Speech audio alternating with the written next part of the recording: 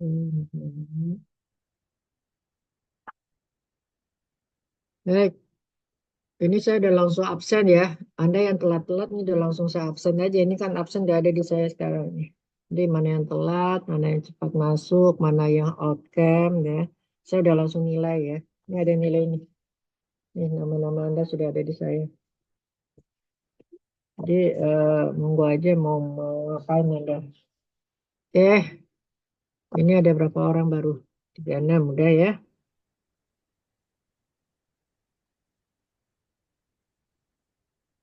Ini masih masih heboh nih. Belum outcome. Nah, oke ya, baik. Kita udah masuk ke kuliah yang keberapa sekarang? Ketiga ya?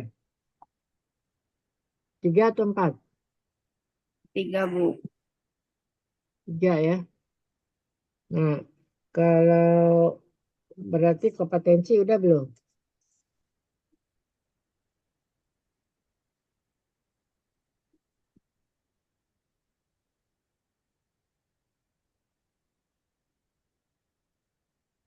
Jonathan udah datang belum? Belum ya? Kalimah, Kalimah datang. Hadir, Bu. Udah nyampe di mana kita? Kompetensi udah belum? Nggak hafal ya? Budiawan belum hadir. Ini Kadek belum juga. Raniah belum juga. Waduh, asik banget nih.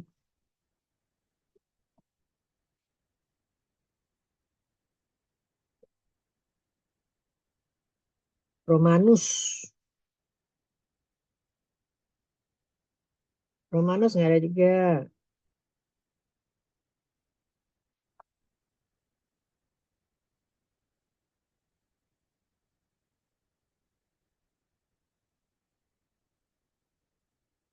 Anda ini nggak ada namanya atau gimana?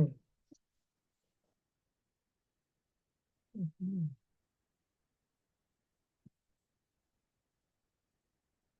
Hmm.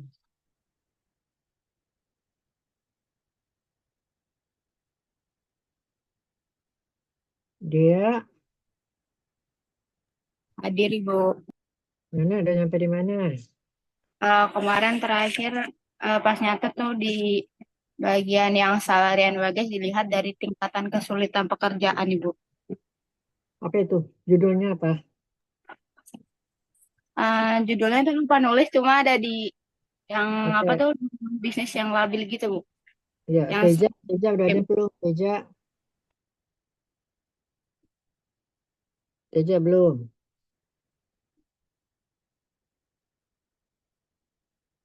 Masa? Masya Allah. Hadir, Bu. Hah? Udah Hadir, hadir? Ibu. Hadir. Kompetensi udah belum? Kompetensi. Wario belum. Dia, dia udah tadi. Ini kita ada berapa orang? 35 ya. Itu banyak 3 lembar. Andi Muhammad Fahri, udah hadir. Hadir Bu, hadir. Udah kompetensi belum? Udah tahu. Syahid, belum hadir. Jihan, belum juga. Kalimah, ini tadi udah saya panggil juga ya di sini. Belum hadir juga. Ya, jadi ada beberapa yang belum hadir ya. Arum udah hadir belum? Belum juga. Udah hadir.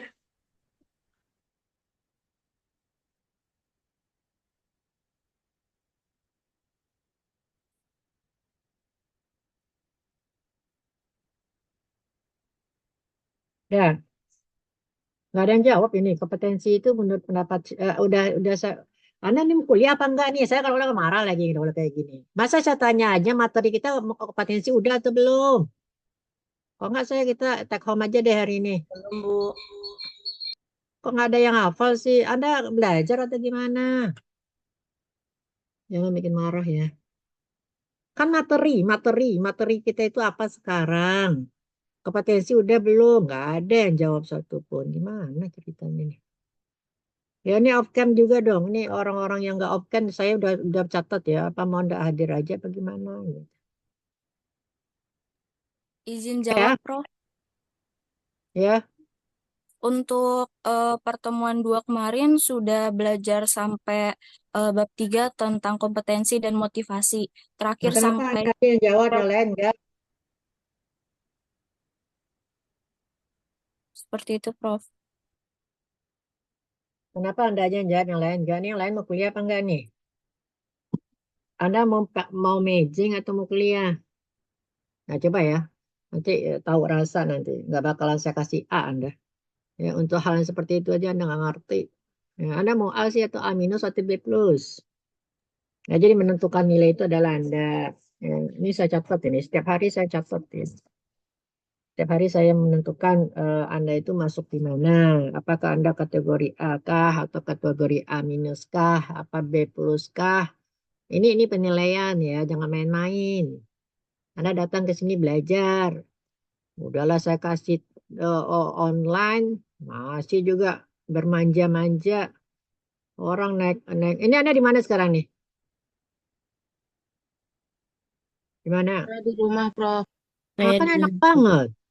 Enak banget jadi orang. Nggak ada ongkos transport, ya enggak. Tapi nggak mensyukuri namanya itu. Ya, hidup tidak mensyukuri itulah namanya. Ya, masuk telat, nggak belajar, nggak lihat apa materi kemarin. Ya, berarti itu nggak mensyukuri orang tuh jauh-jauh ke sana tuh antri di lift. Terus ini lagi apa namanya naik transportasi. Ini udah dikasih kayak gini malah main-main. Oke ya, monggo aja 14 kali pertemuan kayak gini. Ya, biar Anda juga tahu gimana jerak ya. Disiplin itu perlu ya. Jadi kalau Anda bermain-main, oke lah. Mau nilai yang seperti apa Anda. Hei, jadi kompetensi udah ya. Motivasi udah belum? Sudah, Prof. Sudah, Oke. Prof. Sudah, Prof. Jadi saya itu 16 kelas ya. Saya perlu tahu Anda di mana, ini di mana, ini di mana. 16 kelas ya sebetulnya sama. Tapi kan Anda nggak tahu kita ini beda-beda harinya. Jadi kalau Anda nggak ngeh juga, ya kalau mau nerimo, ya terserah ibu lah. Mau ngapain ibu ini, jangan gitu juga. Ya harus ada dari kita juga. Anda kan nuntut ilmu. Ya, nanti ujian keluar loh itu. Anda nggak punya bahan. Jadi kayak jadi satu dua udah ya, motivasi udah berarti ya. Dah. Oke, kita masuk ini kuliah yang kedua, kuliah yang ketiga berarti sekarang. Ya, Iya, Prof. Ya, Prof. tiga ya. Ketiga berarti yang satu udah, kompetensi udah, motivasi udah, kita masuk lagi nih. Eh kalau seandainya dia sudah motivasi ya, coba lihat di apa Anda, apa lagi? Di pokok bahasan apa lagi?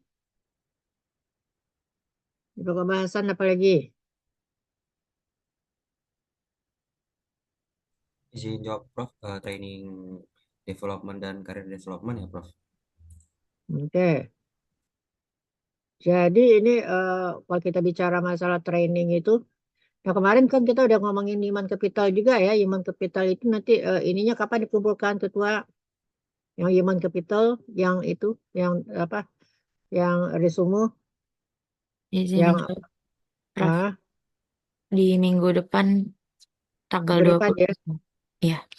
Jadi nanti minggu depan itu Anda udah bagi ya berapa orang per ini ke bagian apa. Pokoknya saya tahu satu buku udah ada tapi namanya dibikin. Siapa yang bertugas untuk itu kelompok itu. Oh, maaf, Prof. Izin menjawab lagi. Untuk yang translate buku itu DL-nya 2 minggu lagi ya, Prof. Jadi di tanggal 4 ya. Oke. Karena itu bahan itu ya, Anda yang harus masukin ke PPT juga. Jadi kalau Anda delay lagi, nanti kan Anda presentasi tanggal minggu ke-6 dan 7.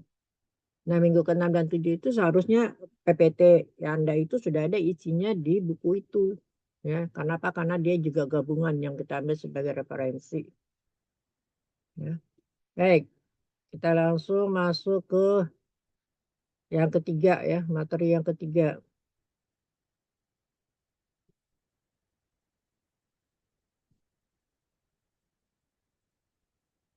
Jadi kemarin kita sudah ngomongin tentang kompetensi,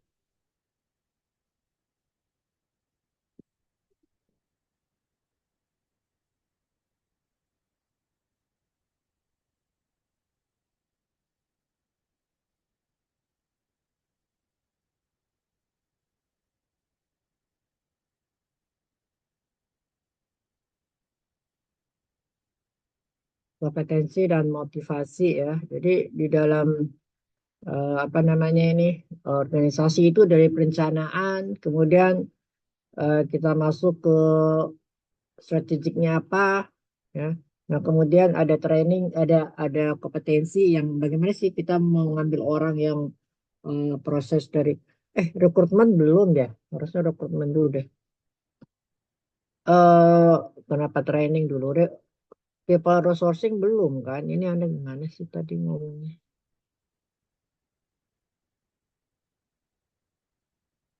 Yang 43 itu bukannya training. Ya, bagian ketiga itu adalah people resourcing.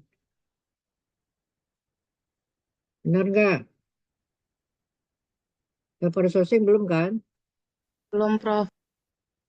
Kenapa harus training dulu? Oke, jadi yang jadi dalam kita mengambil yang kita sebut dengan job desk kemarin, kan ada job desk, ada job eh,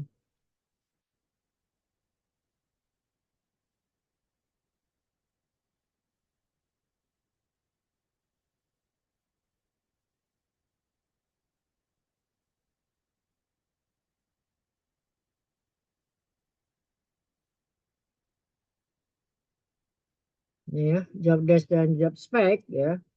Kita mengisi job desk dan job spec itu dengan orang yang mana, yaitu orang yang mempunyai kompetensi dan orang yang mempunyai motivasi ya. Nah ini kompetensi sama motivasi udah kita omongin kemarin ya, bahwa yang namanya kompetensi juga ada beberapa pendapat ya. Ada yang kita orang yang mempunyai skill, pengetahuan, kemudian ada lagi orang yang punya attitude yang baik, ya itu orang yang kompeten.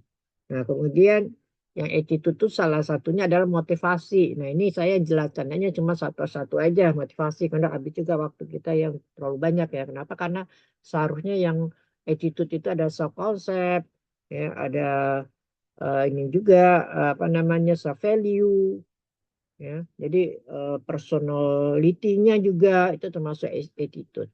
Nah, jadi di sini saya ambil aja dulu yang saya perinci adalah motivasi. Nah, ini juga dari kemarin ya, Anda udah siap. Ada beberapa teori tentang motivasi. Nah, kenapa kita mengambil orang yang seperti itu? Ya, supaya nanti kita jangan salah. Ya, salah dalam mempekerjakan orang. Ya, salah dalam mengambil orang yang sesuai dengan yang kita inginkan. Ya. Kalau seandainya nanti salah, ya itu akan menimbulkan cost. Ya, jadi kenapa? Karena orang yang kita terima, ya kalau kita tidak sesuai dengan yang kita inginkan, itu akan menyebabkan eh, itu akan menyebabkan pengeluaran bagi si perusahaan. Jadi yang bagusnya itu adalah orang itu memang betul-betul sesuai dengan yang kita inginkan, ya sesuai dengan yang dibutuhkan, tergantung kepada itu tadi job desk-nya tadi. Jadi kalau sini job desk-nya cocok, maka kita sebut dengan the right man and the right place. Ya. Jadi orang yang kualifikasinya cocok dengan uraian kerjanya. Nah kemudian bagaimana cara mendapatkan orang itu yang kita sebut dengan people resourcing. Jadi ini people resourcing. Jadi kita harus cari orang itu. Ya, jadi banyak tenaga kerja yang menganggur sekarang. Iya benar. Ya, tapi tidak semuanya itu baik. Ya. Jadi orang perusahaan itu memilih mana yang terbaik dari semua eh, manusia ya, yang kita sebut dengan supply of demand itu. Jadi supply of demand itu orang ini emang ada, dia melamar, ya, melamar pekerjaan. Tapi apakah mereka itu capable? Apakah mereka kompeten? Nah, itu harus diseleksi dulu. Ya, kenapa? Karena supaya jangan pilihan itu menjadi salah. Nah, itu yang kita sebut dengan people resourcing. Jadi mengadakan manusia-manusia yang ada di dalam organisasi. Jadi manusia itu adalah manusia yang kompeten, capable, ya, manusia-manusia yang emang cocok dengan kerjaan yang ditawarkan, itu disebut. Nah, jadi sebenarnya kan tadi alirannya itu adalah peramalan tadi juga. Peramalan itu eh, berdasarkan peramalan, berdasarkan capaian yang kita inginkan. Nah, peramalan itu kan capaian yang kita inginkan, itu perencanaan. Nah, misalnya dia butuh apa nih, kerjaan apa misalnya, perusahaan mobil misalnya. Nah, dia butuh berarti tenaga kerja, misalnya peramalannya dia tahun depan dia bisa menjual mobil 50 unit. Nah, untuk menghasilkan 50 unit ini bagaimana? Berapa jumlah tenaga kerja yang dibutuhkan? Nah, jadi diramalkan dulu, kemudian permintaan terhadap calon peramal itu yang seperti apa, ya. Kalau 50 unit bisa dikerjakan oleh 20 orang, ya kan? Nah, sekarang sudah ada berapa orang ini yang ada di dalam organisasi? Ada 10 orang, berarti tambahannya cuma 10 orang lagi. Nah, kemudian 10 orang ini mau diambil di mana? Nah, ini. Nah, ini kita harus melihat yang nawarin ada berapa. Nah, ini kita sebut dengan penawaran, supply tenaga kerja. Diambil dari mana? Dari masyarakat kah? Dari perguruan tinggi kah? Ya, dari lokal kah? Dari internal aja kah? Atau dari eksternal? Nah, itu ada banyak kasus ya yang perlu dipikirkan. Yang mana ini? Mau ngambil yang mana? Nah, kemudian identifikasi kandidat itu, ya, dan kemudian kita tentukanlah bagaimana caranya target itu dicapai. Jadi perencanaan strategis itu gimana? Strategisnya gimana? Nah, bisa jadi, wah ini nggak mestilah 10 orang misalnya. Kita harusnya perampingan misalnya. Kenapa? Karena ini biayanya kayak nggak nutupin dengan hasil. Nah, itu bisa jadi juga di sini kita sudah mulai nih, apakah pensiun muda, ya, atau ya kita lakukan rekrutmen. Jadi bisa jadi misalnya orang yang pensiun dikurangi dulu, baru rekrutmen. Tadi kan 10 orang yang kurang itu. Nah, 10 orang itu mungkin diambil dari sini perampingan 2, berarti yang direkrut cuma 8. Nah, kemudian perekrutan juga dipikirkan ini, mau merekrutkan sementara doang atau emang tetap atau kontrak misalnya. Ini merekrut calon sementara. Nah, baru dilakukan evaluasi ya. Nah, dari evaluasi ini kita juga bisa menggunakan ahli daya. Apakah ini menutupi penerimaan kita enggak? Cost ini lebih kecil harusnya dari penerimaan. Kalau kita nggak gunain pegawai tetap, kita ngundangin ahli daya aja gimana? Nah, ahli daya ini adalah kayak outsourcing itu ya. Apakah outsourcing aja? Nah, ini akan berhubungan dengan gaji tadi, ya, gaji dan jam kerja.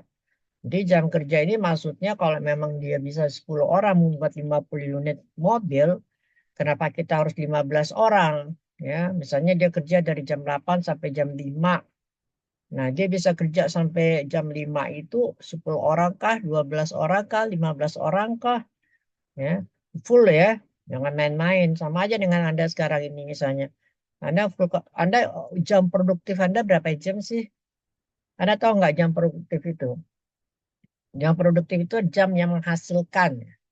Jadi kalau Anda mengkhayal, Anda eh, mejeng, ya, Anda ngerjain yang tidak produktif, ya itu ya jelas saja bukan jam produktif. Sama juga dengan tenaga kerja. Nah, tenaga kerja jam produktifnya berapa jam? Jadi kalau misalnya 10 orang dia bisa optimalkan jamnya yaitu dari pagi sampai jam 5, ya istirahat siang misalnya gitu ya. Nah itu di pas jam-jam kerja dia betul-betul fokus untuk bekerja. Ya kecuali kalau misalnya ibadah dan itu juga ada jam-jam tertentu. Nah maka itu akan lebih apa itu dioptimalkan apakah bisa 10 orang saja. Ya tidak perlu 12 orang atau 15 orang. 15 orang sih memang harus 15. Kenapa? Karena ini satu ada istirahat, satu ada main. Nah itu jangan. Itu karena itu adalah akan menyebabkan ini eh, enggak apa ya, enggak efektif. Ya. Oke, ini yang nah identifikasi posisi pekerjaan juga diperlukan pada saat kita memikirkan resourcing itu, ya penarikan tenaga kerja. Di mana dia bekerja ini yang saya bilang job analysis itu. Ya, job analisis itu. Jadi rinciannya itu posisinya di mana, yang mana nih yang mau kita mau rekrut nih untuk siapa, untuk pekerjaan apa. Ya, jadi ini ada nah, analisis pekerjaannya seperti apa, jadi analisis dulu ya. Oh, sehingga kita tahu nih nah, speknya bagaimana. Nah, orang ini perlu IT enggak? Orang ini perlu kepintaran bahasa Inggris enggak? Ya, apakah dia perlu fisik juga enggak? Maka dicari kandidat yang cocok dengan itu. Nah, jadi kalau misalnya dia bisa, kan banyak orang menerima disabilitas sekarang kan. Kalau misalnya kerjaannya, misalnya dia nggak bisa jalan, nggak bisa berdiri. Kalau kerjaannya duduk aja nggak masalah. Tapi kalau misalnya kerjaannya membutuhkan berdiri sekian jam, ya enggak. Nah itu seharusnya kandidatnya juga adalah yang kakinya juga kuat gitu ya. Nah kemudian udah tahu nih cari kandidat, kita juga harus mikirin nih metode rekrutmennya seperti apa. Ya. Jadi metode rekrutmen itu bisa jadi dia nanti kita lihat ada beberapa metode dan nanti Anda yang ke bagian rekrutmen ya coba ya didetailkan lagi ya. Metodenya itu menggunakan iklan kah ya. Apakah dia harus open ya peraturan sekarang tidak boleh main diam-diam. Nah, kemudian harus dikasih tahu ke masyarakat. Nah, ngasih tahunya menggunakan apa? Internet kah? Nah, itu metode. Ya, apakah dengan langsung aja kita berhubungan dengan perguruan tinggi ya tapi ditawarin itu perguruan tinggi mana yang oke nah itu yang kita ambil atau bisa juga nih hubungi kandidat. Nah ini biasanya hubungi kandidat ini biasanya untuk ini untuk bagi yang sudah tahu ya ya kan HR itu eh, organisasi itu kadang-kadang cari tahu ya cari informasi. Nah sebenarnya ini yang bagus itu yang mana ya. Kita nggak usah tes-tes deh, kita lihat aja tuh orang yang pintar yang mana. Itu tuh dia akan lebih efisien seperti itu. Jadi oleh karena itu orang yang punya aset, ya organisasi yang punya aset itu seharusnya organisasi yang mempunyai SDM yang baik itu sebenarnya aset. Jadi seharusnya dia tidak boleh main-main di situ. Ada retirement di sana, harusnya dia pertahankan. Kenapa? Karena ternyata orang-orang di luar organisasinya juga membidik ya orang yang bisa jadi dia malah membajak tenaga kerja itu. Jadi kalau kita semuanya menyadari hal itu ya, kalau menganggap bahwa manusia itu aset, dia tidak akan mau dia semena-mena terhadap karyawannya. Nah, jadi itu.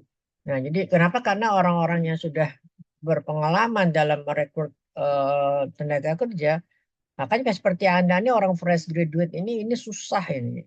Ya, nanti Anda jadi wisuda pengangguran tingkat tinggi ya. Kenapa? Karena Anda juga sudah harus dilatih dulu, ya. Anda nggak siap pakai. Nah, Anda juga bersaing dengan orang-orang yang pinter-pinter.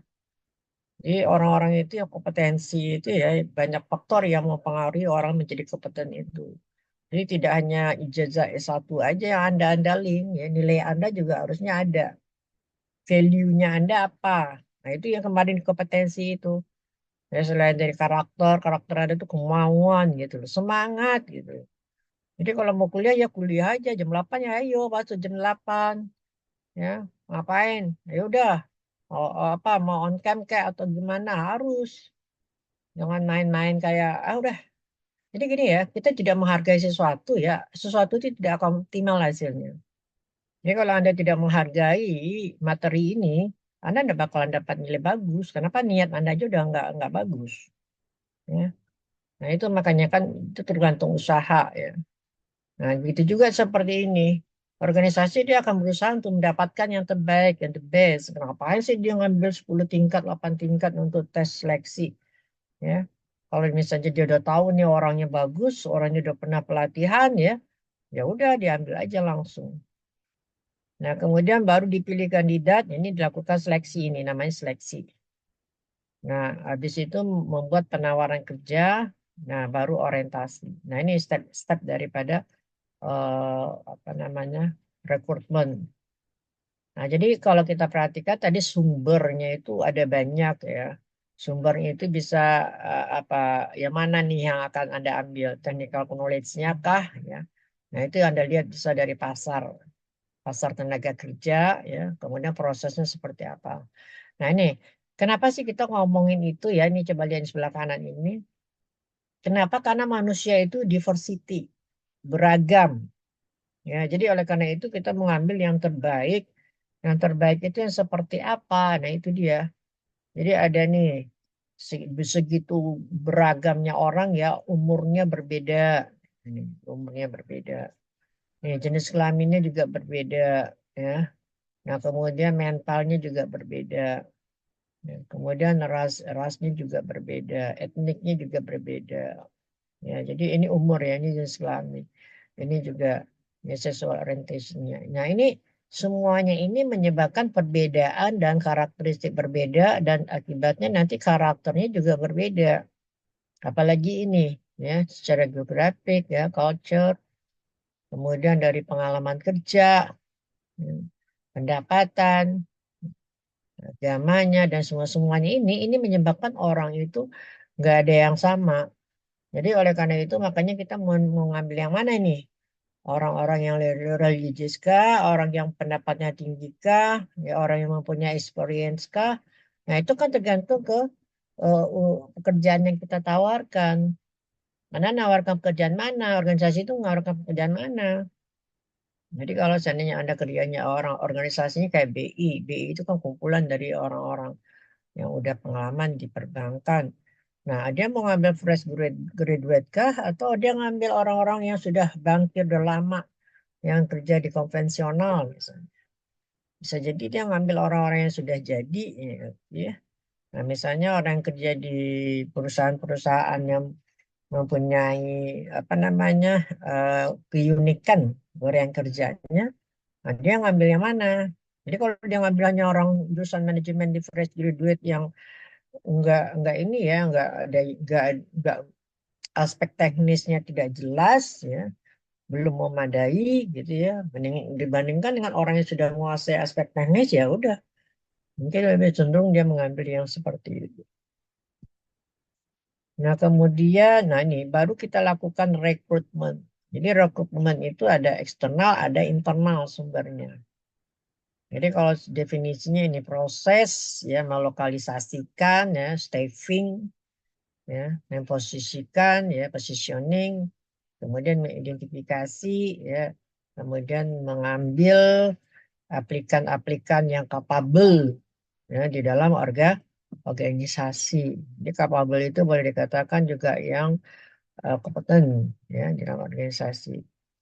Nah, ini ya untuk menambah. Kalau untuk mengurangi ya ini reduce surplus employee in the workforce of an organization. Jadi dia mengurangi. Nah, ini kejadiannya dapat kita rekrutmen atau direkrutmen itu dari kemarin itu. Perbandingan antara job desk dengan job spec. Oke, nah sumbernya dari mana aja? Ini metodenya nih. Bisa error recruiting ya, bisa juga. Nah, sumbernya itu bisa eksternal dan internal. Nah, ini juga dianalisis. Nggak bisa sembarangan. Eksternal kapan, internal kapan. Ya, kalau kita eksternal misalnya ambil dari luar tuh, dari siapa aja, lembaga pendidikan, ya teman, anggota, lamaran yang ada, atau lamaran yang dahulu yang belum kita akomodir, agen tenaga kerja, ya. Nah, ini semuanya dari eksternal, outsourcing juga dari eksternal. Cuma metode outsourcing berbeda. Atau dari internal, nih promosi, transfer rotasi, dan seterusnya internal. Jadi ini yang dianalisis kalau eksternal keuntungannya apa, internal keuntungannya apa. Jadi nggak bisa kita sembarangan ngambil ini ya apa namanya, ini nggak ada saya, nanti ada yang kelompok itu coba di ini. Jadi yang jelas kalau internal itu kan berarti kita menggunakan tenaga kerja yang ada ya, sehingga itu namanya promosi ya, atau rotasi. Nah jadi artinya kita menghemat tenaga kerja juga. Cuma masalahnya tenaga kerja yang ada di dalam itu dia mumpuni nggak, capable nggak. Ya, oh kita lakukan pelatihan dulu deh biar capable. Nah, biaya pelatihan mana lebih banyak dibandingkan dengan orang luar kita ambil mana yang lebih banyak. Nah, itu diperhitungkan. Nah, kalau lembaga pendidikan itu untungnya apa? Dari teman untungnya apa? Ya, dari misalnya dari perusahaan lain itu kenapa? Nah, itu tuh harus ada jawaban di situ. Oke. Nah, kemudian ini ya caranya bagaimana? Nah, ini sumber itu dia menggunakan cara yang seperti apa? Nah, pertama adalah dari internet misalnya. Anda ngambil dari internet ya. Nah, kemudian nanti keuntungannya jumlahnya banyak itu. Ya, orang pada banyak tahu yang menggunakan internet. Ya, tapi nanti kekurangannya adalah Anda bingung sendiri. Ya, kenapa saking banyaknya organisasi itu akan bingung sendiri karena dia harus menggunakan metode yang canggih untuk menjadikan orang itu menjadi melihat mana yang terbaik. Nah, kemudian employer referral ini juga bisa dilakukan ya untuk melihat mana sih kandidat-kandidat yang bagus ya di antara yang umum itu. Ya.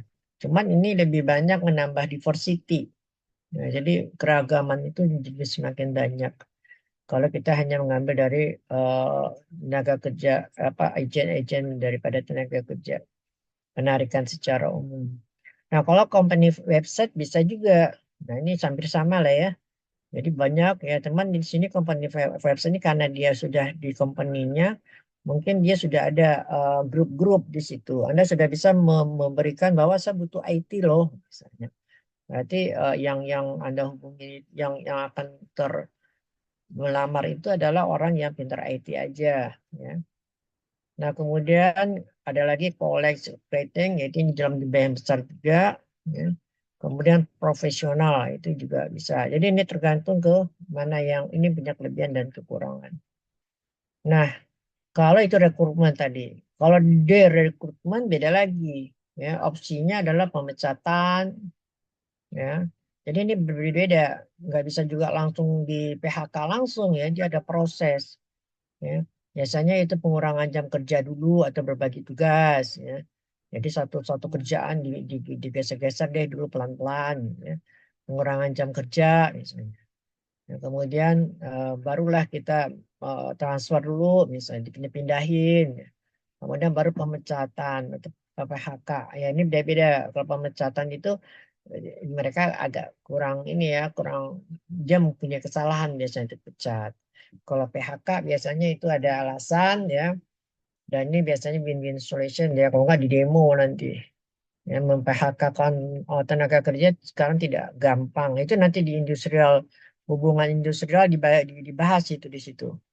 Jadi nanti harus ada ininya ya, harus ada konsekuensinya.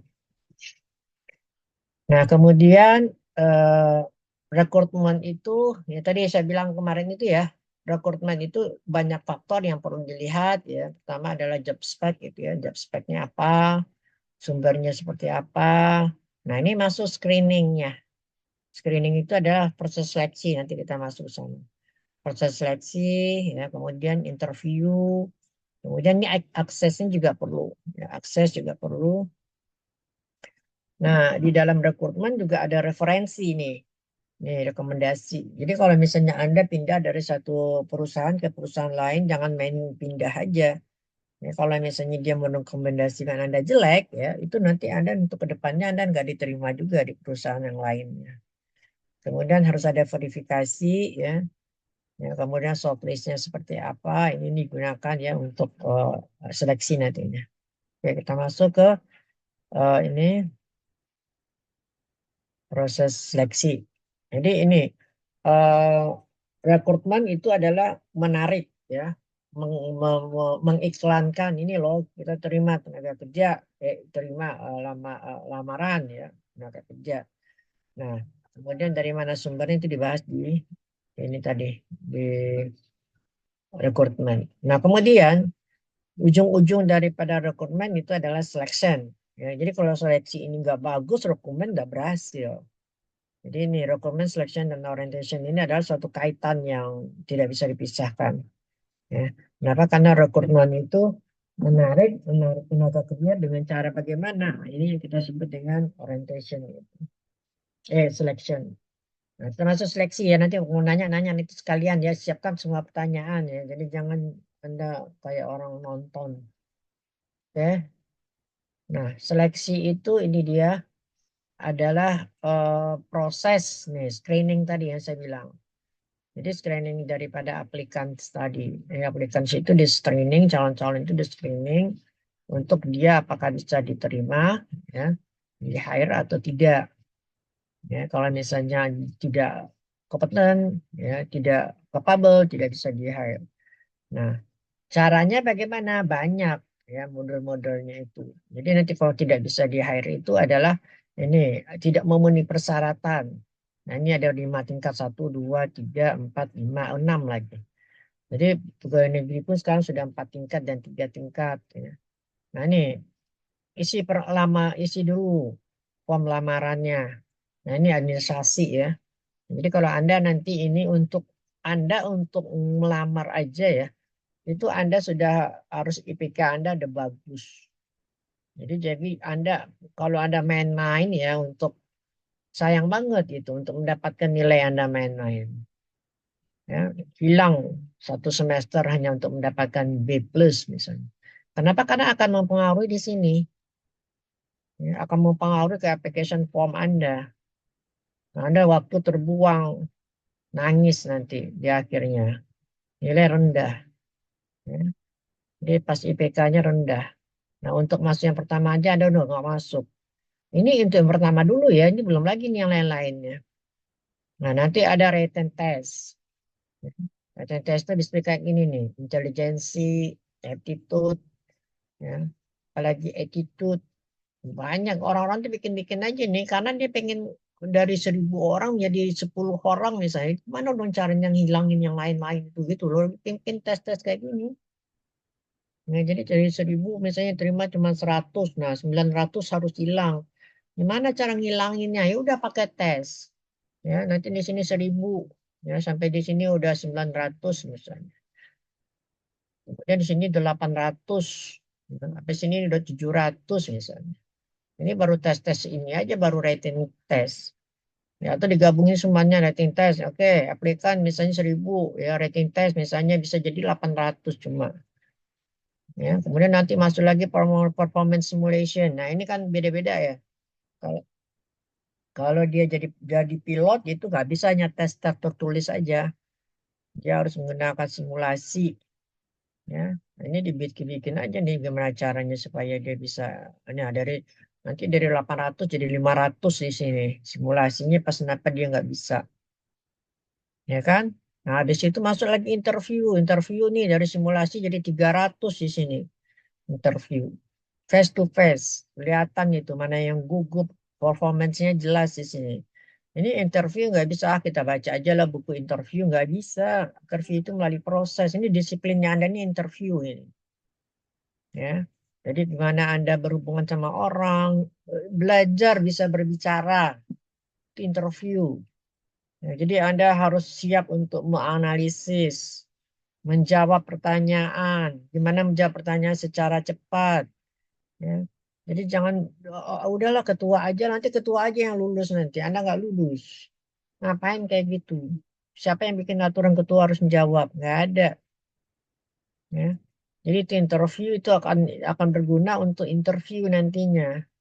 Jadi jangan nanti Anda self confident Anda nggak terasah ya. Karena self confidence itu kan memang diasah, nggak bisa ujuk-ujuk bisa langsung. Ya, kayak dosen aja itu kalau orang baru-baru jadi dosen nggak bakalan dia bisa kok komunikasinya lancar. Itu karena harus ada jam terbangnya. Nah, jadi itu nggak bisa ya, artinya emang harus dilatih. Nah, kemudian nanti nih, berapa tadi 500 misalnya background. Nah, ini background juga dilihat nih. Sampai di sini mungkin oke, tapi backgroundnya gimana? Nah, ini ada temannya. Oh, ini ada orang dull. Ah, ini macam-macam deh. Ada muncul lagi nih, tinggallah 100 di sini atau 200. Nah, kemudian nanti ada lagi yang buta warna, ya, fisiknya, kesehatannya, ya, jadi 100. Nah, jadi itu. Jadi dari 1000 tadi bisa jadi 100 cuma. Nah, yang 1000 dari 100 ini yang diharapkan organisasi apa? Ini jangan sampai incorrect ya. Sampai reject ini nih, yang error. Jangan sampai error. Gitu loh. Ini istilahnya error. Kapan itu error? Nih, reject error itu kalau seandainya yang di reject itu adalah orang yang pinter. Jadi dia kan 1000 ya, 1000 sampai 100. Ternyata yang di reject itu orang-orang yang bagus-bagus malah. Nah, ini namanya reject error. Atau kebalikannya. Ya, dari 1000 sampai 100 ya yang diterima itu adalah orang yang qualified. Nih, correct decision ini harusnya nih yang accept. Yang diterima itu malah orang yang unsuccessful, ya, orang yang jelek. Ini yang orang orang yang bagus di reject ya, orang yang diterima orang yang jelek. Nah, ini error ini. Yang bagus itu adalah ini. Orang yang diterima itu orang yang sukses. Tapi orang yang successful ini susah mendapatkannya, makanya Anda harus jual diri loh istilahnya. Jadi jual diri itu tanda kutip ya, positif ya. Anda kan masih muda. Kalau saya emang nggak terlalu menjual diri saya. Ya, kenapa saya kan juga ada prioritas ya. Kalau Anda kan harus jual diri. Ini loh, saya bisa loh, saya mampu gitu loh. Anda harus jual diri. Ya, supaya ngelihat saya kan banyak banget mahasiswa saya. 36 kali 16 kelas, bayangkan 30 aja deh, 30 kali 16 berapa itu? Nah, itu saya kan menilainya juga berdasarkan itu. Nggak mungkin saya tahu dalaman Anda. Oh, orang itu pintar, cuman dia pendiam. Ya, gimana caranya saya mau tahu? Coba dulu saya kalian dulu, 440 ya. Nah, ini nih mahasiswa yang mau saya ini sekarang ini. Bentar dulu ya.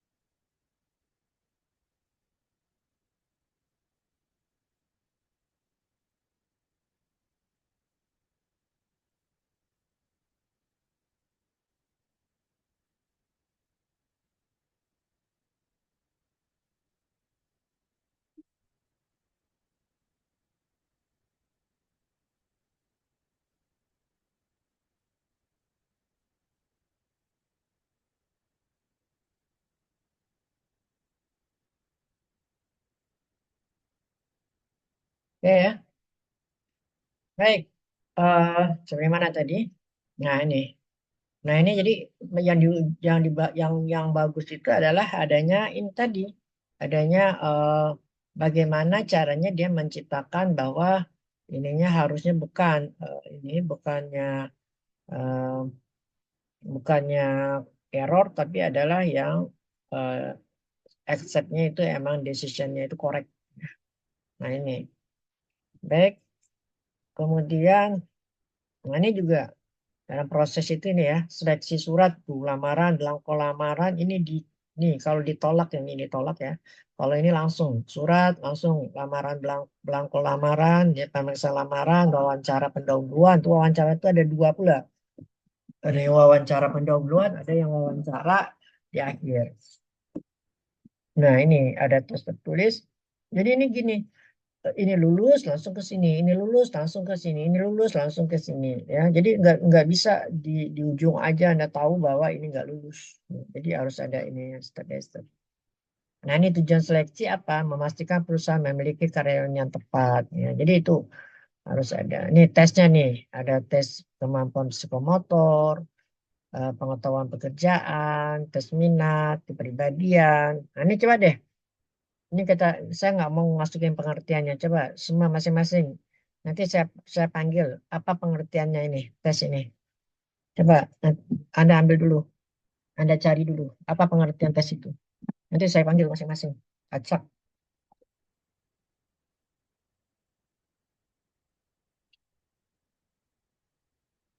Waktu 2 menit ya, 1 menit lah.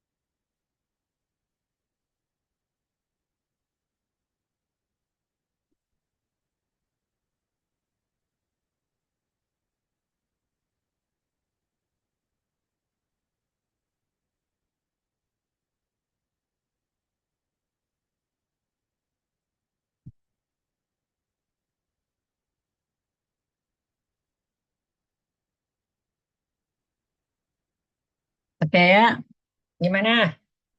Kita mulai dengan supaya Anda nggak ngantuk juga ya. Jonathan udah masuk belum? Sudah ada, Prof. Oke, apa itu? Tes kemampuan psikomotorik itu apa? Psikomotor itu apa? Eh, Tes kemampuan psikomotorik itu untuk mengukur kemampuan eh, motorik dan koordinasi tangan mata. Nah, oke, jadi ini ya, indra kita ya, Jonathan. Iya benar, Prof. Apa gunanya? Gunanya ini untuk mengetahui kesesuaian orang untuk apa ya? eh, yang membutuhkan keterampilan fisik itu. Oke, uraian kerjanya cocoknya untuk kerjaan yang mana? Mungkin seperti kayak data entry gitu. Oke, untuk olahragawan juga perlu ya. Gitu. Oke, yang berikutnya Rania, Ada pengetahuan pekerjaan. apa tuh, Prof? Sorry. Yang kedua, langsung nggak baca. Oh, bentar, Prof. Aduh, udah berapa lama saya tinggalin? Rania, Ya, tes kemampuan psikomotor kan, Prof? pekerjaan yang nomor dua. Iya, tes Yang nom- kemampuan psikomotor. ya, tadi udah jawab tuh psikomotor udah dijawab sampai sini. Berarti Anda yang pertama lagi. Oh, tes bakat kognitif. Apa itu? Jadi tes bakat kognitif ini tes yang mencakup aktivitas mental atau yang ngebuat individu itu mampu menghubungkan dan menilai atau mempertimbangkan suatu peristiwa atau kejadian. Anda membaca. Coba analisis. Artinya apa itu? Jadi tes ini tuh di apa dimaksudkan supaya nanti eh, yang direkrut sama orang-orang ini tuh bisa menilai, bisa analisis, dan juga bisa kasih tahu hal-hal yang berhubungan dengan pekerjaannya, Prof. Nah, cocoknya untuk apa itu? Untuk yang kerja-kerja jadi ya jadi mau jadi HRD atau mau jadi kerja-kerja. Kenapa HRD Anda masukin? Soalnya Kenapa? kan HRD kan biasanya mau analisis orang, terus menilai orang, terus juga memperhatikan cara kerja orang kayak gitu, Prof. Oke, jadi banyak ya sebenarnya yang bisa cocok untuk kerjaan itu ya. Oke, pengetahuan pekerjaan. Cecilia, mana Cecilia? Datang? Hadir, Prof.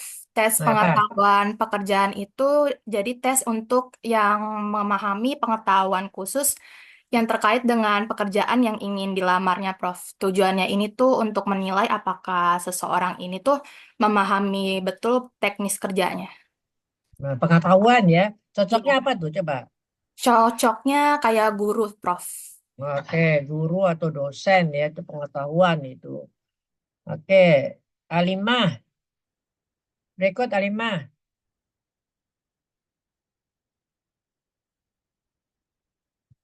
Alimah, nggak ada. Kita pindah nih.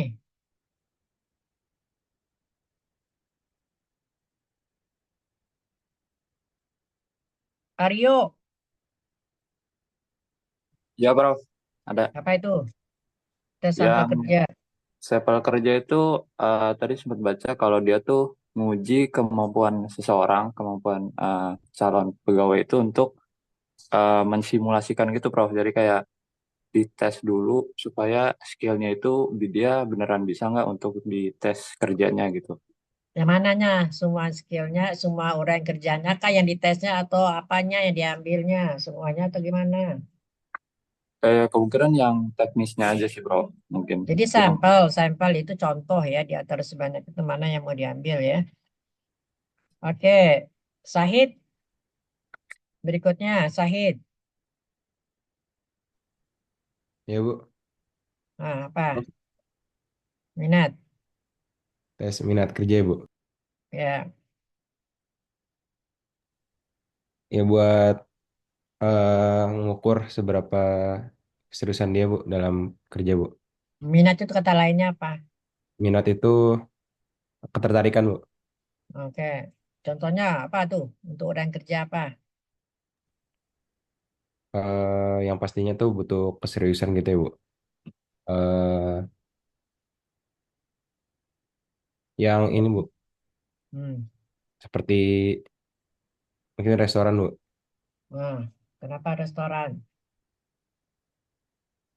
Karena restoran itu kan kadang orang tuh ini, Bu, cuma daftar doang gitu, tapi minatnya biasanya kurang gitu, Bu. Makanya perlu Ya itu oke. Jadi sekaligus dia punya hobi dengan itu juga gitu ya. Minat itu Oh, lebih ke tertarik ya. Tertarik itu kenapa? Karena hobinya ya. Oke, berikut. Namanya siapa lagi nih? Si ini deh. Juan, Juan. Ya, Juan. jadi Ada eh, nggak Juan? ada Bu. Oke, apa itu? Selanjutnya ada tes kepribadian. Biasanya itu buat mengukur aspek-aspek dari kepribadian individu yang mau direkrut, yang biasanya Apa itu? relevan dengan Contoh pekerjaan. kepribadiannya apa? Contohnya, soalnya customer service, di mana dia nilai kesabaran sama empati buat komunikasi sama customer, Bu. Oke. Termasuk kejujuran ya. Ya, Kalau misalnya kasir juga bisa itu. Kemudian Andi Fakri, Akhir Bu, Andi, ya, katakan. tes genetika ya Bu. Nah, Tes genetika ini kayak misalnya tes terkait dengan DNA karyawannya Bu. Misalnya hmm. apakah ada penyakit atau hal-hal yang dapat mengganggu kinerjanya di masa depan bagi perusahaan. Mungkin seperti Oke, itu. cocoknya untuk kerjaan apa itu? Misalnya di kerjaan perusahaan gitu mungkin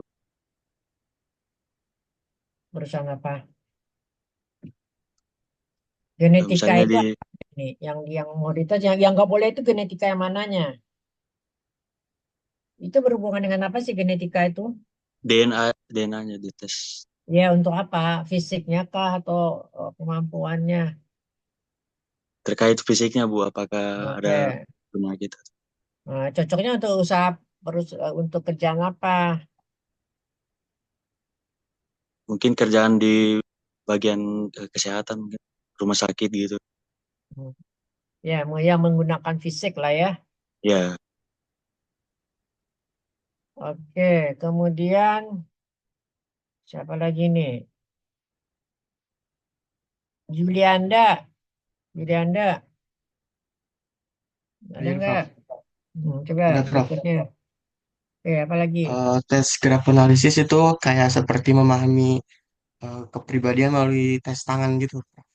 Tangan apa-apa? Tangannya dilihat apanya? Tangannya.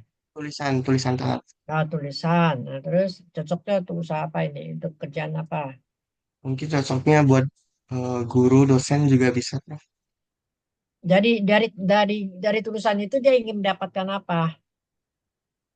Eh, Pekerjaan yang Enggak, dia dapat dipercaya. bisa melihat apa di tulisan orang grafologi ini. Kepribadian kayak emosi, Oke, intelligence gitu, Prof. ya, kejujuran dan seterusnya ya. Iya. Oke, mana Masa? Poligraf, Masa apa beda poligraf dengan grafo?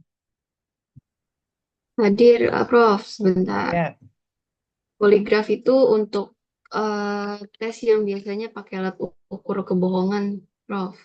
nah, terus dari mana lihatnya? Ini dilihatnya dari respon detak jantung dan juga tekanan darah. Oke, ya, khawatir. Hadir, Udah Prof. biasa. Oke, apa tuh tes online? Tes online tuh kayak kita tuh tes untuk lamar pekerjaan secara online gitu, seperti mengerjakan soal-soal atau wawancara online gitu. Ya, oke. Jadi ini udah nggak aneh ya. Sekarang udah banyak yang dilakukan. Nah, baik itu ya. Jadi kalau kita perhatikan ya, di dalam hasil penelitian itu intelijensi itu sebenarnya tinggi ya, masih dalam interview ya 0,63.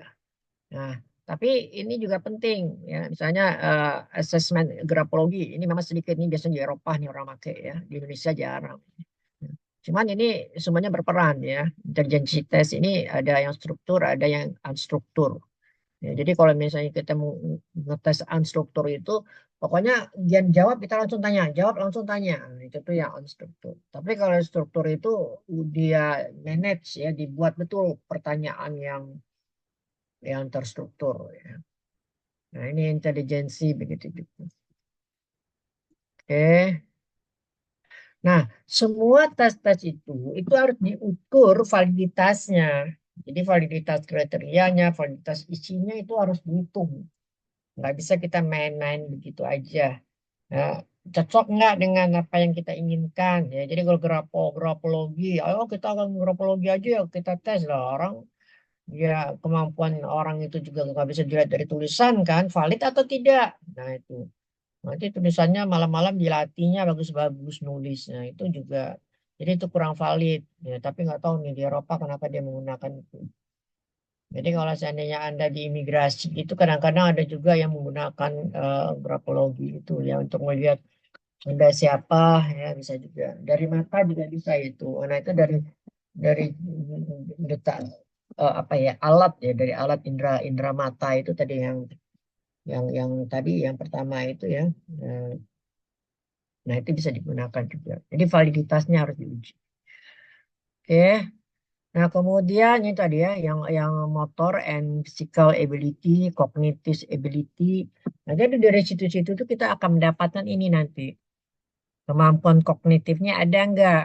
Ya. Kemudian kemampuan motoriknya ada enggak? Ya, personalitinya gimana? Ya, karena achievementnya gimana? Jadi ini yang akan dikejar ini. Jadi kognitifnya itu artinya otaknya itu proses analisisnya jalan enggak gitu loh. Jadi jangan ada otak Anda itu dibawa tidur ya. Otak itu kalau dibawa tidur ya mati dia. Ya koma gitu loh. Bukan mati. Kalau mati Anda juga mati dong. Anda masih hidup tapi otaknya koma. Pernah nggak ngalamin kayak gitu? Ya, nggak jalan gitu. Orang kalau udah tua-tua kayak saya aja nih sekarang ya, itu berusaha untuk otak tuh berpikir terus. Kalau Anda pikun. Ya. Nah, jadi Anda mudah-mudah otak Anda itu dioptimalkan. Jangan sampai otak itu masih ada yang belum terpakai. Ya, dioptimalkan. Tapi untuk yang positif itu kita sebut dengan kognitif. Jadi analisis Anda itu tajam jadinya. Kalau misalnya Anda terbiasa. Orang kalau anak cucu saya di Inggris umur 9 tahun itu dia critical thinking-nya yang dinilai. Jadi mereka tidak mempunyai nilai A, B, C, D itu nggak ada. Mereka itu ujian menggunakan deskriptif. Nah, deskriptif itu dia sudah bisa membuat apa ya menulis lah ya deskriptif ya menulis. Nah itu yang dinilai oleh mereka. Kalau kita kan kalau kita kan sebagian itu adalah itu. Makanya saya juga nggak cenderung nggak mau itu ya nggak mau. Kalau di UTS UAS oke lah, Anda kan tertulis itu ada juga lah yang seperti itu bahasanya bagus, tapi kadang-kadang ada yang kaku. Tapi bukan hanya itu doang, mereka critical thinking itu bukan hanya deskriptif dua saja, tapi mereka tampil itu loh. Jadi mereka meresum, ya. Kemudian mereka itu juga ngomongin apa hasilnya. Ini latihan-latihan seperti ini ya, terbiasa jadi. Nah kemudian ini the big five personality itu ini ya. Jadi ada yang ini deh, yang kelompok deh yang ini ya. Nah, wawancara tadi juga itu, wawancara itu terbagi atas berapa nanti yang kelompok nanti. Nah, kita masuk ke topik berikutnya itu orientation. Nah, orientation ini setelah lulus, ya, setelah lulus dari seleksi yang tingkat-tingkat tadi itu, maka mereka di akhirnya mereka diseleksi, diorientasikan, namanya istilahnya magang. Lulus nih, udah lulus semuanya. Eh, nanti orientasi.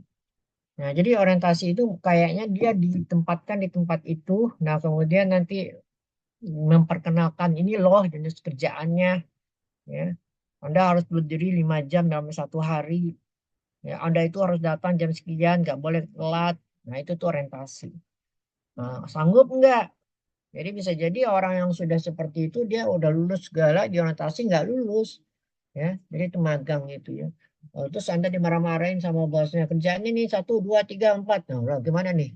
Saya disuruh kerja ini. Nah, di situ nanti Anda baru tahu, wah ternyata kerjaannya begini ya. Anda mau nerima apa enggak? Nah, kalau enggak ya udah berarti Anda udah lulus. Nah, itu yang dimaksud dengan ini.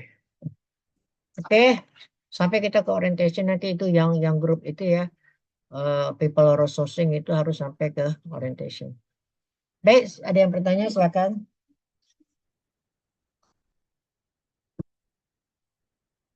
Silakan.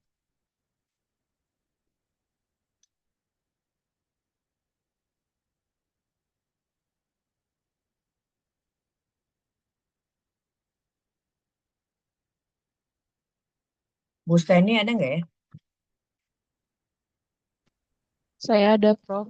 Ya, Bu Steni nanti presentasinya nanti di ini jadi sesuai dengan ini aja ya, dan itu dikembangkan gitu ya nanti. Jadi Anda nanti nggak boleh Anda apa namanya ini meninggalkan materi-materi yang penting ya. Kenapa? Karena ini pengetahuan Anda terhadap people resourcing ini harus menyeluruh ya. Karena orientasi ini juga ada nanti keuntungannya apa ya, tekniknya bagaimana, nanti Bu Steni yang ini nanti menguraikannya.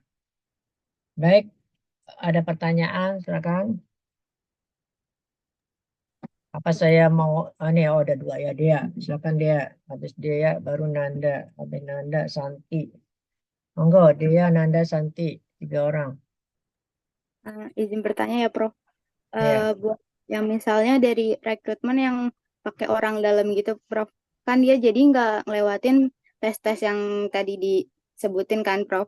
Nah, Ya. ternyata pas dia udah orientasi, ternyata dia tuh nggak sesuai sama kayak yang tadi dia correct decision gitu, atau reject error. Nah, tapi kenapa perusahaan tetap ngadain tentang yang masuk pakai jalur orang dalam, padahal kualitas pekerjaan itu emang nggak bisa dipastiin bagus gitu loh. Kurang lebih seperti itu. Terima kasih. Ya, dulu parah ya. Dulu itu dari awal itu udah langsung ordal. Ya, kalau sekarang biasanya di pegawai negeri itu ada eh, blank dulu. Ada beberapa tahapan yang itu biasanya nggak ada ini deh, nggak ada rekomendasian, nggak ada ordal.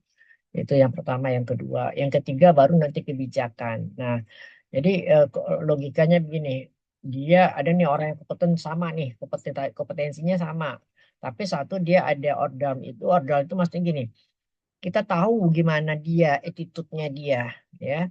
Nah, kompetensi sama tapi jangan sampai kompetensi nggak sama atau orang itu yang dipilih, jangan. Ya, dia kompetensinya sama, tapi dia ini kita tahu gimana background-nya. Tadi kan ada tuh jenis-jenis tes itu kan ada yang background dan seterusnya kan ya tadi ya.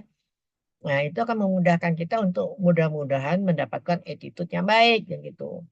Tapi kalau misalnya ini orang yang nggak ada kompetensinya terus undang-undang diubah dan segala macam itu nggak boleh ya. Artinya itu di teori MSDM itu nggak boleh ya.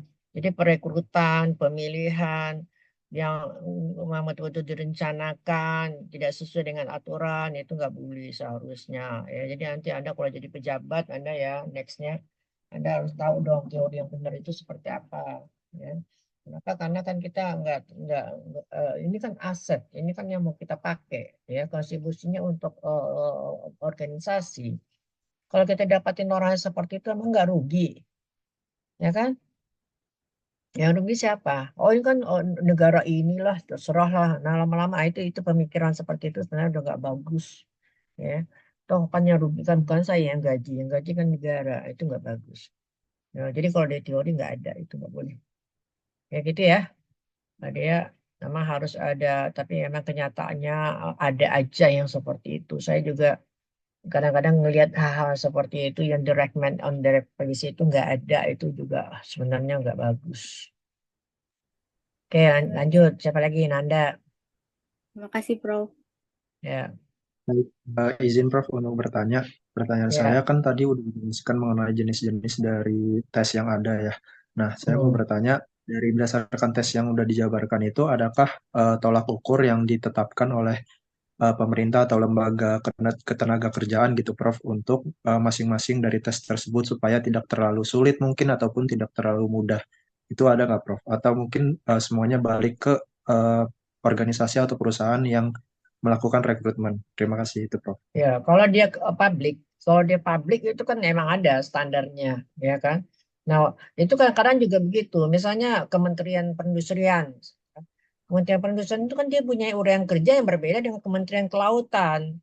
Dia mempunyai berbeda dengan kementerian apalagi misalnya pertanian, agama, itu kan beda. Nah, yang lucunya itu kan mereka cuman hanya mengambil apa ya, tahap pertama administrasi, yang kedua ini, yang ketiga ini kan umum-umum semua itu. Nah, itu sebenarnya juga akan perlu di apa ya? Ini kalau publik ya, kalau publik kita ngomong deh. Kalau misalnya SDM ini kalau di publik kayaknya apa ya? Kayak general aja, nggak ada ininya. Ya. Kenapa? Karena dia itu tadi yang saya bilang ya. Karena dia beranggapan itu adalah udah biarinlah nanti mereka tumbuh sendiri dan uangnya bukan uang mereka. Tapi kalau perusahaan yang profesional itu dia udah memikir. Ini orang saya ambil dari A masuk ke B, ini berapa kosnya ya? Saya perlu investasi berapa ya? Nah, sehingga dia bisa ngerjain kerjaan B yang saya berikan. Nah, terus nanti investasi itu balik nggak ya?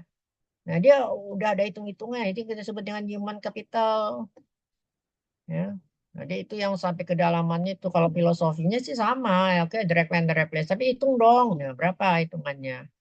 Nah, kalau ini kan kita nggak tahu di publik ini kan belum ada hal yang kayak gitu. Nah, tapi ada juga orang mengatakan yang penting mau dulu nih, ya. Kalau dia mau dia bisa aja itu. Nah, makanya oleh karena itu di hasil penelitian kan memang attitude yang nomor satu, ya, baru knowledge dan skill. Kalau attitude-nya bagus, knowledge skill-nya bisa naik gitu. Tapi kalau misalnya dia knowledge skill-nya, attitude-nya tidak bagus, ya knowledge skill-nya bisa turun. Nah, kalau yang kita sih pengennya kan knowledge skill-nya bagus dan attitude-nya juga bagus kan gitu. Karena hasil seleksi itu kan mahal ya. Kalau boleh milih kan harusnya seperti itu. Jangan orang yang tidak mampu terus dilatih kan butuh waktu. Nah, itu kan tadi yang saya bilang di perencanaan itu right right number, right cost. Nah, kan itu harus dihitung itu seharusnya bagi. Nah, di perusahaan profesional itu dihitung itu. Ya, yang hal-hal seperti itu. Bentar ya saya. Nah, itu dia maksudnya. Jadi bagaimana caranya perencanaan SDM itu emang betul-betul diatur ya supaya ya efisiensi itu tercapai. Itu Anda. Baik, terima kasih, Prof. Oke, lanjut. Siapa lagi? Santi atau Arum? Santi, Prof. Oke, silakan. Izin bertanya, Prof. Kan Ya, ya. sekarang kan cara seleksi itu ada yang tradisional sama yang modern. Nah, yang modern kan biasa tuh lebih kayak kita tuh online, wawancaranya online gitu kan, Prof. Nah, sekarang tuh ada AI, terus wawancara dia kelihatannya kayak lancar banget ngomongnya, pintar banget public speaking-nya. Ternyata dibantu sama AI kan, Prof. Nah, ketika turun ke lapangan, udah kerja nih, ternyata barulah ketahuan sama kita, ternyata dia nggak seperti yang kita bayangkan waktu wawancara. Nah, berarti terjadi error rekrutmen kan, Prof. Nah, gimana cara kita ngatasinnya? Kalau kita tetap pertahankan dia, otomatis cost kita akan terus keluar di perusahaan, terus cara menggantikannya sama yang baru gimana gitu loh, Prof. Statementnya, alurnya gimana gitu, Prof. Terima kasih, Prof. Itu makanya saya bilang ya, rekrutmen ini suatu hal yang ini ya, suatu hal yang mahal, mahal, mahal dampaknya gitu. Karena ini memberhentikan pegawai negeri itu nggak gampang ya, kalau pegawai negeri ya. Kalau misalnya swasta pun nanti dia kena kena hubungan industri itu. Jadi dia juga nggak gampang juga untuk memberhentikan. Nanti dia minta ini lagi minta apa namanya itu pesangon gitu, pesangonnya. Nah, jadi oleh karena itu sebenarnya dipikirkan oleh mereka itu, ya. Nah, kalau negeri kan gitu juga. Ya, saya ini termasuk tim untuk memberhentikan tenaga kerja yang ada masalah itu lama-lama apa namanya beberapa kali pertemuan habisin waktu. Ya, menteri itu nggak mau menandatangani untuk memberhentikan orang seenaknya. Dia butuh rekomendasi dari kita institusinya. Nah, kita juga butuh data dong untuk memberhentikan dia. Nah, jadi kan banyak banyak ininya ya. Jadi makanya jangan terima begitu aja seharusnya. Ada berapa tahun yang lalu honorer itu langsung jadi pegawai. Nah, sebelumnya honorer itu diterima tidak berdasarkan tes. Nah, itu kan gila itu. Lama-lama nanti kita lihat tuh orang itu datang pagi, habis itu kemana udah siang ya baru masuk. Nah, terus nanti makan siang nanti sorenya 2 jam. Jadi nggak efektif. Nah, gaji jalan terus. Nah, kan berarti kan itu nggak efisien jadinya. Nah, kalau orang-orang profesional, perusahaan-perusahaan nggak mau kayak gitu. Ya, kemarin kita ke Malaysia ya, itu mereka orang Indonesia itu yang ada di Malaysia itu, tapi dia bagus, mereka pertahankan. Kenapa orang itu emang capable? Jadi orang Malaysia sendiri juga mempertahankan orang Indonesia kalau memang dia butuh dengan ilmunya, ya. Jadi dia punya keahlian khusus gitu. Nah, itu perusahaan swasta. Ya. Tapi kalau misalnya perusahaan-perusahaan ini yang asalan gitu aja, jadi ini ya kayak politik gitu. Orang yang pinter lari. Nah, jadi kalau misalnya orang-orang kayak gitu, misalnya orang yang ahli, orang yang pintar, malah itu ya makanya saya juga bingung ya orang-orang milenial itu kenapa dia keluar, karena ada sesuatu yang tidak dipuasin di organisasi itu, dia lihat dalam penilaian kerja sama aja gitu loh. Jadi penilaian kinerja itu kalau kita sama aja orang semua orang yang pintar dia malas lihatnya, sebisa dia nggak udah katis gitu. Jadi oleh karena itu emang eh, profesionalisme itu memang harusnya ada ya. Begitu ya. Tadi apa Santi? Ini Santi kenapa namanya nggak ada di sini? Santi angkatan 22, Prof. Oh iya iya. Oke oke. Lanjut. Siapa lagi? Satu lagi terakhir. Ya ada dua tiga lagi. Oke Santi udah. Arum Arum. Ya, Prof. Izin bertanya. Biasanya kalau seleksi untuk penerimaan karyawan itu kan dari administrasi, terus ada tes pengetahuan. Nah, biasanya yang saya dengar cerita-cerita itu tes administrasi, pengetahuannya dia lolos. Tapi ternyata pas tes wawancara itu nggak lolos. Kira-kira itu kenapa ya, Prof? Dan apa ada cara biar wawancaranya jadi lolos gitu? Ya sama aja sama tadi ya juga si Santi ngomong itu gimana tingkat kesulitannya. Jadi sebenarnya kalau misalnya kita ngomong tingkatan-tingkatan itu ya di wawancara itu makanya ini ya saya terus terang anak saya kebetulan di BI ya waktu dia pertama sekali terima itu tahun berapa itu dia langsung peluk saya dia ngomong kayak gini, Ma terima kasih katanya gitu, Mama udah latih dia dalam berkomunikasi. Jadi artinya gini, saya itu membiasakan di keluarga saya itu emang ada critical thinking itu.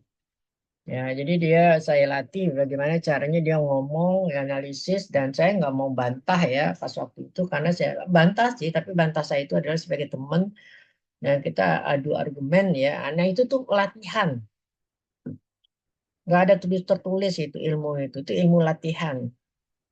Jadi kalau saya sih orang welcome ya, dia jawab, saya jawab lagi, dia jawab, saya jawab lagi kan. Tapi dia ngerasa saya itu temennya, bukan orang tuanya. Terakhir saya bilang, ngomong nih, mama nih ya. Oh ya ya sorry ma, baru dia terakhir nih ngomong kayak gitu. Nah itu kita lakuin terus-terusan, nah sehingga nanti di wawancara itu kita terlatih. Wawancara itu yang dilihatnya itu adalah self confidence-nya kita, ya. Jadi Anda punya nilai dalam diri Anda, tapi Anda nggak bisa mengemukakannya itu percuma. Ya, saya kemarin itu juga ikut menseleksi orang ya bank itu minta tolong ke saya punya lembaga. Nah itu dia bilang gini, Bu Dewi kita wawancara dulu deh baru psikotes katanya gitu. Karena kan satu orang psikotes itu mahal ya. Nah dia lakukan wawancara, cerdik juga dia kan pintar juga dia supaya efisien. Nah ternyata dari 100 orang itu yang ikut sebelum psikotes 100 orang mau ikut proses itu ternyata jadi 50. Ya pas wawancara 50 gagal. Nah, 50 itu ternyata yang IPK-nya bagus. Ya. Nah, jadi hati-hati. Jadi yang malah yang gagal itu yang IPK-nya tinggi. Ya kenapa? Karena ada yang gugup, ada yang tampilannya enggak bagus, ya, ada dia cara komunikasinya enggak ini itu.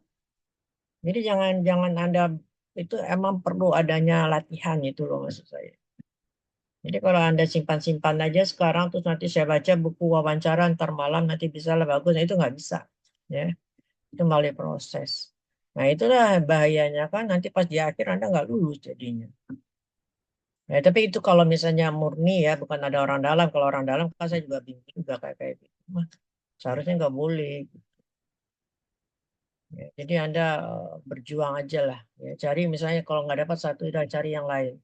Berarti Anda nggak punya ini bisa karirnya di tempat lain.